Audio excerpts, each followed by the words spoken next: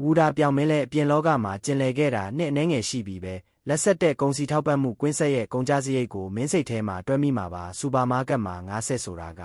အဆင့်ကွဲတာအရွယ်စားရွေးတာအောက်ဆီဂျင်ပေးတာလက်ဆောင်ဘူးထုတ်ပိုးတာအေးကန်တည်ယူပို့ဆောင်ရေးငါးတေဆုံးမှုပျက်စီးဆုံးရှုံးမှုနဲ့စူပါမားကတ်ရဲ့ကော်မရှင်အဖြတ်ခံရတာတွေအယောင်းမြင့်တင်ရေးဝန်ထမ်းတွေရဲ့လောက်အားကတွေစတဲ့အချက်လက်တစ်ခုချင်းစီထပ်တိုးလာလို့ဖြစ်တာငါကတော့ကုန်ပစ္စည်းအလုံးကိုကားပေါ်တင်ပေးလိုက်ရုံပဲလက်ကားဈေးကွက်ရောက်မှတဆင့်ပြန်လဲရောင်းချရဦးမှာ10ရွမ်ဆိုတဲ့ဈေးနှုန်းကပေါက်ဈေးထက်နှစ်ဆတောင်ပိုမြင့်နေပြီးဒီမှာရှိရဲ့ရွာသားတွေကိုပဲမေးကြည့်လိုက်ပါမနစ်ကလားဤလေဝယ်ယူတဲ့ကုန်တီတွေလာဝယ်တော့ကဘလောက်ပေးခဲ့လဲဆိုတာ4ရွမ်ခွဲပဲပေးခဲ့တာငါက10ရွမ်ပေးတာကိုစိတ်ပုတ်တယ်လို့ခေါ်မလားဒါပြောင်းဒါဆိုရင်လဲထားလိုက်ပါတော့လားသူထေးဆုံးပြောတာလဲအကျိုးအကြောင်းရှိပါတယ်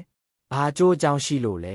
အဘကငါးတွေကိုတစ်နှစ်ပတ်လုံးလေတံမိုးတံခံပြီးမွေးခဲ့တာ10ရွမ်ပဲတန်ရမလားသူတို့ကတော့စတီယာရင်ဘီလေးလှည့်လိုက်ုံနဲ့အမျက်ဆုံးအများကြီးကိုယူသွားကြတာအဘကသူတို့ဘက်ကနေကာကွယ်ပြီးပြောပေးနေသေးတယ်ဒါပြောင်ပြောတာမှန်တယ်သူ့ကိုအသာစီးမပေးနိုင်ဘူးငါတို့ကပင်ပန်းပန်းလောက်ရပြီးသူကဘာလို့အလွယ်တကူပိုက်ဆံရရမှာလဲ